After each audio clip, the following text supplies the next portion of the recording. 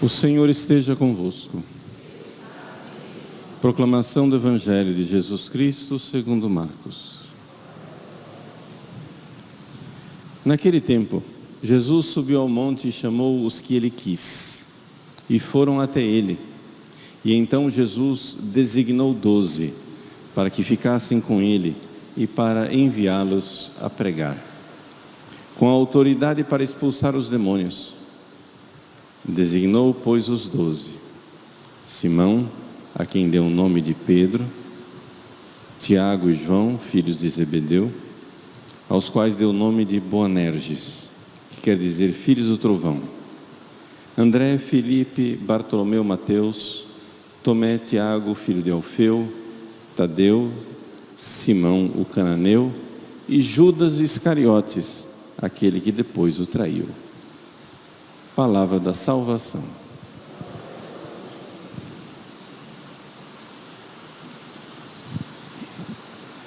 Meus queridos irmãos e irmãs, o Evangelho de hoje é um momento sublime da história de nossa salvação. Jesus fez os 12. É essa a palavra que está no original grego, epoiesen. Jesus fez, Jesus constituiu, Jesus realizou os 12. E aqui nós vemos a grande diferença entre a igreja católica e os protestantes. Os nossos irmãos protestantes, eles não aceitam esta realidade de que os discípulos de Cristo, ou seja, a igreja de nosso Senhor, ela é dividida em 2 grupos, e que essa divisão foi criada por Jesus. Nós, quando lemos os evangelhos, vemos claramente que existem as multidões com as quais Jesus fala, mas que além dessa multidão tem os discípulos. Os discípulos são aqueles que creram em Jesus, são aqueles que seguem Jesus, são aqueles que estão com Jesus, homens, mulheres, crianças, famílias inteiras, um grande número. Mas destes discípulos, que são a igreja, aqueles que creram em Jesus, Jesus então separa, constitui 12, um grupo estável. Veja, todos os estudiosos, todos os historiadores, inclusive os protestantes, ninguém nega esse fato histórico, não é? Existe um famoso teólogo protestante chamado Joaquim Jeremias, é um alemão, que durante o século XX, ele passou a vida pesquisando, não é? Com grande rigor, até excessivo, rigor científico, procurando as ipsissima verba Christi, ou seja, as mesmíssimas palavras de Cristo. O que é que levou esse teólogo protestante a fazer isso? É exatamente uma dúvida que surgiu entre os protestantes liberais a respeito do texto do Novo Testamento. Ou seja, eles começaram a pensar assim: bom, o texto que está lá no Novo Testamento não é tudo de Jesus. Tem coisa que, aspas, foram inventadas pelos apóstolos, fecha aspas, ou pela igreja primitiva. Mas o que é que o Jesus histórico, Jesus historicamente fez? O que é que ele disse? Então, com essa mentalidade investigativa de colocar uma dúvida no Novo Testamento, que é uma coisa errada, Nós não devemos fazer isso. O Novo Testamento é a palavra de Deus, a gente aceita ele inteiro, não fica escolhendo qual é a parte que eu quero, qual é a parte que eu não quero. Mas estou dizendo o que é que esse protestante liberal fez. Ele começou a duvidar de que aquilo lá fosse histórico. Começou a achar que o Novo Testamento era uma ficção criada pelos primeiros cristãos. E então ele chegou e disse: vamos investigar o que é verdadeiramente histórico. E com essa vontade, com esta gana de procurar o Jesus histórico, ele chegou à conclusão: não há dúvida, historicamente Jesus constituiu 12. Jesus fez 12 apóstolos. A escolha dos 12 é um ato que não tem como duvidar. Jesus não tinha somente discípulos, Jesus tinha os 12. Um número estável. Por quê? Porque, é claro, aqui nós católicos vemos com clareza, o povo de Deus já existia. O povo de Deus estava lá no Novo Testamento, e o povo de Deus era feito pelas 12 tribos de Jacó, dos filhos de Jacó. 12 filhos de Jacó fizeram as 12 tribos, e esse é o povo de Deus. Jesus veio para reformar o povo de Deus, ou seja, constituir a igreja. Não me venham, senhores protestantes, dizer que Jesus não fundou uma igreja. Ele fundou a igreja, a única igreja, a santa igreja. Os protestantes liberais duvidam que Jesus tenha fundado a igreja. Por quê? Porque é claro, se Jesus fez uma igreja, ela tem 2000 anos, e a deles tem quantos? Entendeu? Então a única saída para eles é dizer: Jesus não fundou uma igreja. As igrejas que estão aí são organizações humanas. Essa é a saída protestante. Só que nós católicos, vamos lá estudar com os protestantes então, vamos lá. O protestante mais cético, o protestante mais duvidoso, o protestante que menos aceita as coisas históricas de Jesus, o que ele diz? Jesus escolheu 12. Isso não tem dúvida. Jesus escolheu 12, mas por que será, que ele escolheu 12? Jesus escolheu 12 porque ele estava reformando o povo de Deus. Era o novo povo de Deus. 12 era o fundamento. No Apocalipse aparece Jerusalém celeste, a nova cidade de Deus com 12 colunas, os 12 apóstolos, é o novo povo de Deus. O fundamento da igreja, os 12 apóstolos. Pois bem, é essa a igreja apostólica. A igreja de Cristo, ela é apostólica, ela é dos 12. A igreja dos 12, a fé dos 12. Pois bem, Jesus historicamente escolheu 12. Jesus fez a igreja, novo povo de Deus, baseado nos 12. Assim como os primeiros, o povo de Deus foi feito com os 12 filhos de Jacó. E o que é que isso significa? Significa que na igreja existem 2 grupos. Os discípulos, que nós hoje chamamos de leigos, ou seja, as pessoas não ordenadas, que não receberam a ordenação, como os apóstolos receberam a ordenação na última ceia. E existem os 12, que estavam na última ceia, e Jesus ordenou os 12. 12 sacerdotes ordenados por Cristo. O que é o protestantismo? O protestantismo é um cristianismo sem sacerdócio ordenado. Eles acham que só tem um grupo na igreja, São os batizados, acabou. Os pastores não têm poder a mais ou poder a menos que os leigos, são todos batizados. Quem é o pastor? O pastor é só um funcionário da comunidade. É alguém que está lá para pregar. O povo gostou daquele pregador, contrata ele. Não gostou, manda embora. Mas ele não tem poder. Nós católicos cremos que não é assim. Jesus criou a igreja com 2 grupos. Ele fez, o evangelho de hoje, ele fez os 12. Epoiesen, ele constituiu os 12.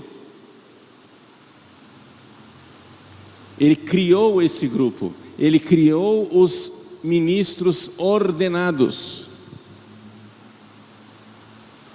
Portanto, deu a eles poder. E esse poder será o poder de pregar a palavra com a sua autoridade e depois de administrar os sacramentos que ele irá instituir. Na última ceia, quando Jesus pega o pão, pega o vinho, diz: fazei isso em memória de mim. Fazei. Ele está ordenando o sacramento da ordem. Fazei. Quando Jesus manda, Jesus dá o poder. Fazer a Eucaristia, a transubstanciação do pão e do vinho. Aqueles a quem perdoardes os pecados serão perdoados, aqueles a quem não perdoardes lhes serão retidos. Tudo isso está na Bíblia. Aquela mesma que o protestante usa, não é diferente. Jesus fez os 12, deu a eles o poder de celebrar a Eucaristia e deu a eles o poder de perdoar os pecados. Jesus fez isso, historicamente. Até mesmo os céticos admitem isso. Até mesmo os mais duvidosos admitem isso. Jesus também fez uma outra coisa. No meio desses 12, ele também, de caso pensado, sabendo das coisas, sabendo o que estava fazendo, ele escolheu Judas. Quem é Judas? É um dos apóstolos que recebeu de Jesus todas as graças para ser fiel. Todas as graças para ser São Judas Iscariotes. Judas poderia ter sido um grande santo.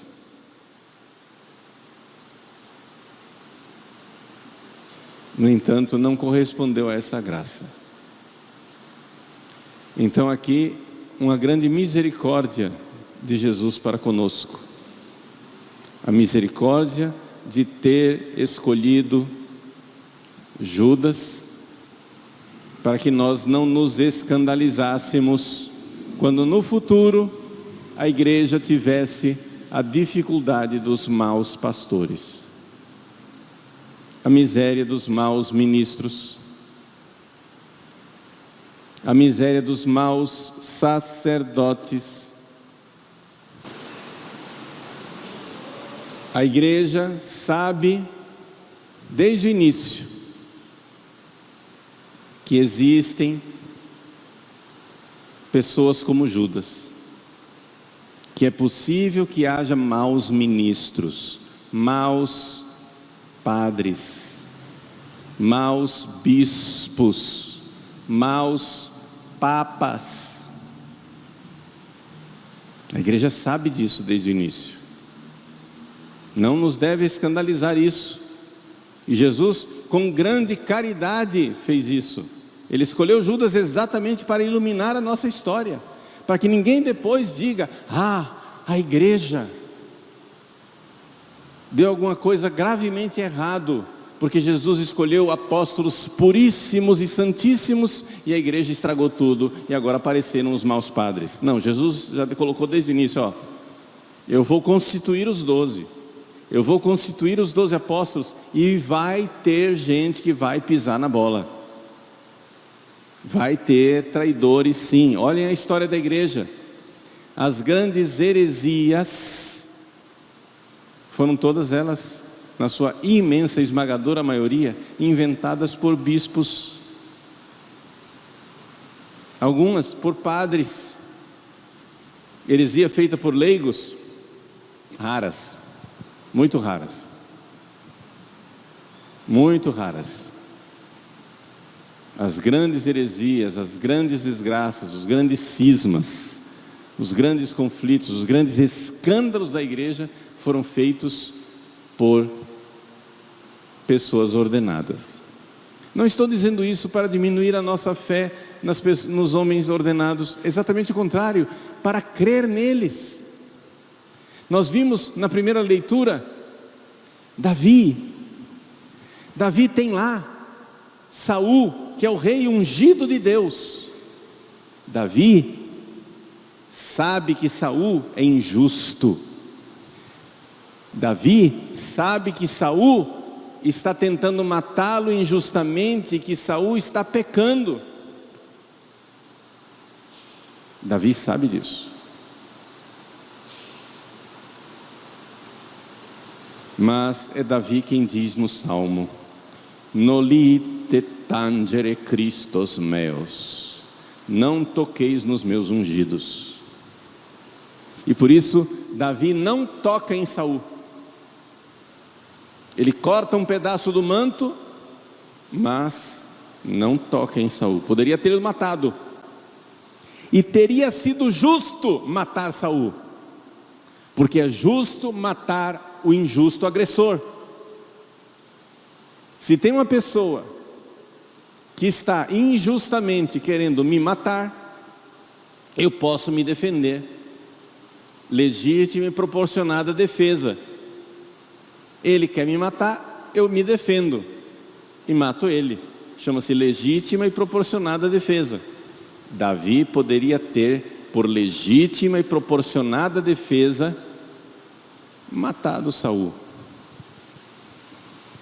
Mas ele viu que Saul era injusto, que Saul era mau, não somente, que Saul era endemoniado, porque ele era tomado por acessos demoníacos de fúria contra ele. E no entanto, Davi respeitou Saul e deixou que ele vivesse os seus dias. Quando finalmente Saul morreu numa batalha,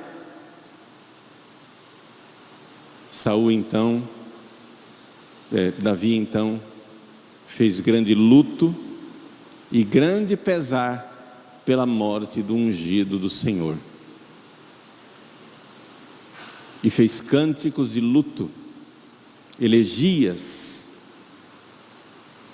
cânticos de luto, porque havia perecido o ungido do Senhor. Apesar de Saul ser um endemoniado, sem vergonha, injusto,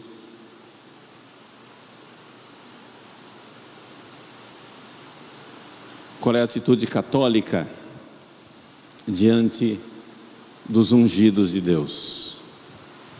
Nós temos que distinguir a injustiça feita por Saul da unção que Deus colocou nele. E saber que, como Davi resistiu às injustiças de Saul, Davi não cedeu.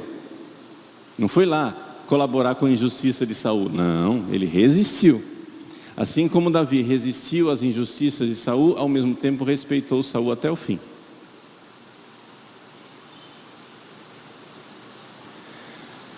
A Santa Igreja Católica foi constituída por Cristo Senhor no fundamento dos 12 apóstolos.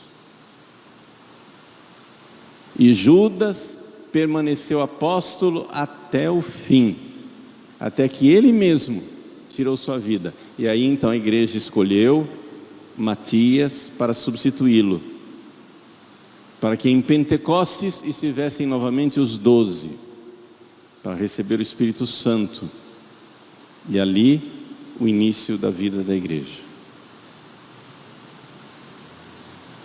A igreja sempre considerou que Judas estava no inferno. Não tem como ter a esperança de que não haja ninguém no inferno. É impossível. O inferno está cheio de bilhões de demônios. Não tem como estar vazio.